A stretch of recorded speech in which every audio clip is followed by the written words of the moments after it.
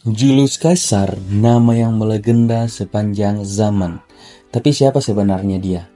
Pahlawan besar, penjahat ambisius, atau sesuatu yang lebih misterius? Nah, mari kita bongkar bersama fakta-fakta mengejutkan tentang sang penguasa Romawi yang mungkin belum pernah kamu dengar. Sebelum kita jauh ke dalam membahas tentang Julius Caesar ini, coba tulis di kolom komentar apa yang pertama kali terlintas di pikiranmu ketika mendengar nama Julius Caesar. Apakah pahlawan, pengkhianat, atau syarat? Jangan lupa dukung channel ini juga, channel Angga Official, dengan menekan tombol like dan subscribe, dan nyalakan notifikasinya supaya teman-teman semua tidak ketinggalan pembahasan-pembahasan menarik di channel Angga Official. Oke, kita mulai teman-teman. Nah, Julius Caesar lahir pada tahun 100 sebelum Masehi di Roma dari keluarga bangsawan yang dikenal sebagai Gens Julia, salah satu keluarga tua yang mengklaim keturunan dari dewa Venus melalui putra legendarisnya yaitu Aeneas. Namun, meskipun memiliki nama besar, keluarganya mengalami kemunduran ekonomi dan kehilangan banyak pengaruh politik pada masa kecilnya. Nah, hal ini membuat Kaisar tumbuh di lingkungan yang jauh dari kemewahan yang sering diasosiasikan dengan kaum bangsawan Roma. Nah, kehidupan Kaisar semakin rumit ketika ia memasuki usia remaja. Pada tahun 82 sebelum Masehi, saat diktator Lucius Cornelius Sulla berkuasa, Kaisar menjadi target politik karena hubungannya dengan keluarga Marius yang merupakan musuh politik Sulla. Nah, Kaisar yang saat itu baru berusia 18 tahun menikah dengan Cornelia, putri dari seorang pendukung setia Marius. Nah, Sulla memandang pernikahan ini sebagai ancaman dan memerintahkan Kaisar untuk menceraikan Cornelia. Namun Kaisar menolak. Nah, ini sebuah tindakan yang sangat berani dan berisiko tinggi pada masa itu. Nah, penolakannya membuat Sulla marah besar sehingga Kaisar menjadi buronan. Nah, untuk menyelamatkan nyawanya, Kaisar melarikan diri dari Roma dan hidup dalam persembunyiannya, berpindah-pindah dari satu tempat ke tempat yang lain. Dan selama pelariannya juga, Kaisar menghadapi kondisi yang sangat sulit. Ia bahkan sempat jatuh sakit parah. Nah, namun dengan bantuan teman-temannya dan beberapa sekutu keluarga, ia berhasil bertahan. Dan akhirnya, berkat campur tangan sejumlah tokoh penting yang memohon kepada Sulla, nyawa Kaisar diampuni. Dan meskipun ia tetap kehilangan sebagian besar harta keluarganya. Nah, pengalaman ini meninggalkan kesan mendalam kepada Kaisar dan membentuk pandangannya tentang kekuasaan dan politik. Nah, ia belajar bahwa keberanian, kesetiaan, dan keberanian untuk menantang ketidakadilan adalah hal-hal yang sangat penting. Nah, setelah masa sulit tersebut, Kaisar mulai membangun karir militernya yang kelak membawanya menjadi salah satu tokoh paling berpengaruh dalam sejarah Roma dan dunia. Dan coba kamu bayangkan, di usia 19 tahun, Kaisar sudah jadi buronan. Nah, kalau kamu di posisi Kaisar ini, apa yang bakal kamu lakukan? Di usia seperti ini, 19 tahun, tapi sudah menjadi buronan. Apakah kamu melawan atau kabur? Dan pendapat kamu di kolom komentar dengan situasi ini, apa yang kamu akan lakukan? Dan namun inilah awal dari perjalanan kebangkitan Julius Caesar. Nah, meskipun masa mudanya penuh tantangan, Caesar membuktikan bahwa tekad dan kecerdasan mampu mengubah nasib. Ia memulai karir militernya dengan bergabung dengan ekspedisi ke Asia Kecil, di mana ia menunjukkan keberanian yang luar biasa, kemampuan strategi yang mengesankan, dan reputasinya sebagai pemimpin muda yang cakap mulai menarik perhatian, membuka jalan baginya untuk terjun ke dunia politik. Nah, dengan kecerdasan politik yang tajam, Kaisar mulai mendaki tangga kekuasaan Roma. Ia menjalin aliansi strategis dengan tokoh-tokoh kuat, termasuk Pompeius, Magnus, seorang jenderal terkemuka, dan Crassus, orang terkaya di Roma pada saat itu. Nah, bersama mereka membentuk Triumvirat pertama, sebuah aliansi politik rahasia yang memungkinkan mereka mendominasi politik Romawi. Nah, puncak awal karir Kaisar ini menjadi ketika ia diangkat sebagai gubernur Gallia pada tahun 58 sebelum Masehi. Dan sebagai gubernur, ia memimpin pasukan Romawi dalam serangkaian kampanye militer yang dikenal sebagai Perang Gallia. Nah, dalam perang ini, Kaisar berhasil menaklukkan hampir seluruh wilayah yang kini mencakup Prancis, Belgia, Swiss, dan sebagian Jerman Barat.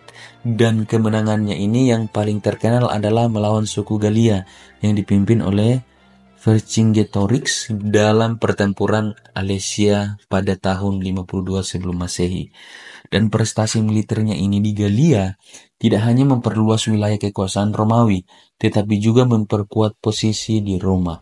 Nah, Kaisar menggunakan kekayaannya dari rampasan perang untuk membayar loyalitas pasukannya dan menandai proyek-proyek publik yang membuatnya semakin populer di kalangan rakyat Roma. Dan selain itu, ia mencatat keberhasilannya dalam Komentar Perang Gallia, sebuah karya tulis yang menjadi propaganda politik brilian dan memamerkan kehebatan militernya sekaligus mengukuhkan citranya sebagai pemimpin visioner. Nah, penaklukan Gallia tidak hanya menjadi puncak karir militernya, tetapi juga langkah besar menuju ambisi politiknya. Dengan pengaruh dan kekuasaan militer yang tak tertandingi, Kaisar menjadi salah satu tokoh paling berkuasa di Republik Romawi, membuka jalan bagi langkah berikutnya yang lebih kontroversial lagi, dan perjalanan menuju kekuasaan absolut sebagai diktator di Roma. Nah, mungkin kamu pernah mendengar saat dia menyeberangi sungai Rubicon pada tahun 49 sebelum Masehi, Kaisar berkata yaitu Alea iacta est. Artinya, dadu telah dilempar. Dengan kata lain, ia sudah mengambil keputusan besar yang gak bisa dibatalkan lagi. Luar biasa keren kan? Nah, namun kekuasaan besar juga membawa banyak musuh. Ya, seiring dengan semakin kuatnya posisi Julius Caesar, ia tidak hanya mendapatkan pengikut yang setia, tetapi juga menciptakan ketidakpuasan di kalangan elit politik Roma. Reformasi yang ia lakukan meskipun dirancang untuk memperkuat Roma dan membantu rakyat, dianggap sebagai ancaman oleh banyak senator yang merasa kekuasaan mereka terkikis, dan ambisi untuk menjadi diktator seumur hidup menimbulkan ketakutan bahwa ia akan menghapus sistem republik yang telah lama menjadi dasar pemerintahan Roma. Nah, puncak dari konspirasi melawan Kaisar terjadi pada tanggal 15 Maret 44 sebelum Masehi yang dikenal dalam sejarah sebagai Ides of March. Nah, hari itu Kaisar menghadirkan pertemuan senat di Teater Pompei tanpa menyadari bahwa sebuah rencana pengkhianatan besar telah dirancang oleh kelompok senator yang dipimpin oleh Gaius Cassius Longinus dan Marcus Junius Brutus. Ironisnya, Brutus adalah orang yang sangat dipercaya Kaisar, bahkan dianggap seperti anak sendiri. Nah, di dalam ruang senat itu, Kaisar dikelilingi oleh para konspirator yang pura-pura ingin berbicara dengannya. Nah, dalam sekejap mereka mulai menyerang dengan belasan tusukan pisau. Nah, legenda menyebutkan bahwa Kaisar sempat melawan, tetapi ketika ia melihat Brutus, orang yang paling ia percayai, juga ikut mengangkat pisau untuk menyerangnya, Kaisar berhenti melawan. Nah, dalam salah satu momen paling dramatis dalam sejarah, konon Kaisar mengucapkan kata terakhir yang terkenal, yaitu et tu Brute, artinya kamu juga Brutus. Nah, sebelum ia jatuh dan meninggal di bawah patung Pompeius, mantan musuh politiknya, pengkhianatan ini adalah tragedi besar, bukan hanya bagi Kaisar tetapi juga bagi Roma. Nah, para konspirator ini berharap kematian Kaisar akan mengembalikan kekuasaan kepada Senat dan menghidupkan kembali Republik.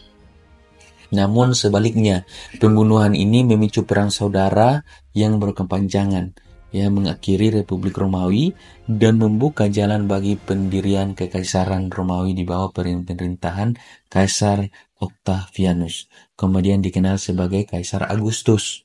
Nah, kisah pengkhianatan ini tetap menjadi simbol tragis tentang ambisi, pengkhianatan, dan akhir dari akar pahit dari seorang pemimpin besar yang berusaha mengubah dunia.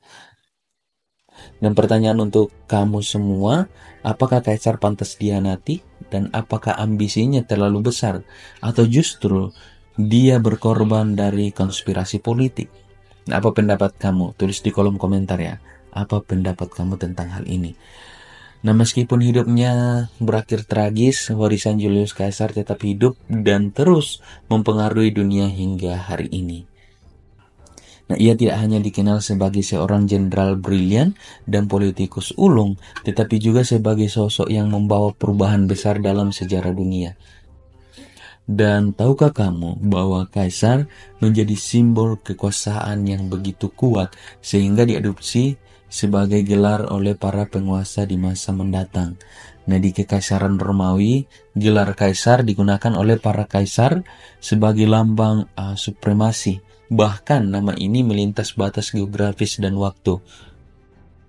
Menjadi dasar kata kaisar ya. Dalam bahasa Jerman itu Star, dalam bahasa Rusia yang keduanya berarti penguasa atau emperor. Selain itu, kaisar juga meninggalkan warisan yang lebih praktis dalam kehidupan sehari-hari kita, yaitu kalender Julia sebelum reformasi kaisar, kalender Romawi kuno sangat kacau. Nah, dengan jumlah hari yang tidak konsisten setiap tahunnya, pada tahun 46 sebelum Masehi, Kaisar dengan bantuan para ahli astronomi Mesir memperkenalkan kalender baru yang lebih akurat berdasarkan siklus matahari. Nah, kalender ini menetapkan satu tahun sebagai 365,25 hari dengan menambahkan satu hari ekstra setiap 4 tahun, yaitu tahun Kabisat. Nah, meskipun kalender Julia kemudian sedikit dimodifikasi menjadi kalender Gregorian yang kini kita gunakan saat ini, dasar-dasarnya tetap merupakan inovasi kaisar. Tidak hanya itu, bulan Juli dalam kalender modern juga dinamai untuk menghormati Julius Caesar. Nah, sebelumnya bulan ini dikenal sebagai Quintilis. Tetapi setelah kematian kaisar, namanya diubah oleh penerusnya untuk menghormati jasa dan pengaruhnya yang luar biasa. Nah, warisan kaisar mencerminkan pengaruh abadi seorang individu yang meskipun hidupnya berakhir dengan tragis ya, tetap mengukir sejarah dengan inovasi, keberanian, dan visi besar. Sehingga hari ini nama dan pencapaiannya tetap menjadi simbol ambisi, kekuasaan, dan perubahan. Jadi, menurutmu apakah Julius Caesar seorang pahlawan atau seorang diktator? Atau mungkin dia adalah keduanya? Terima kasih sudah menonton. Jangan lupa like, subscribe, dan aktifkan lonceng notifikasi kamu biar kamu tidak ketinggalan fakta-fakta menarik lainnya. Oh ya, komen juga siapa tokoh sejarah lain yang ingin kita bahas di video berikutnya. Sampai jumpa di episode berikutnya, pembahasan-pembahasan berikutnya.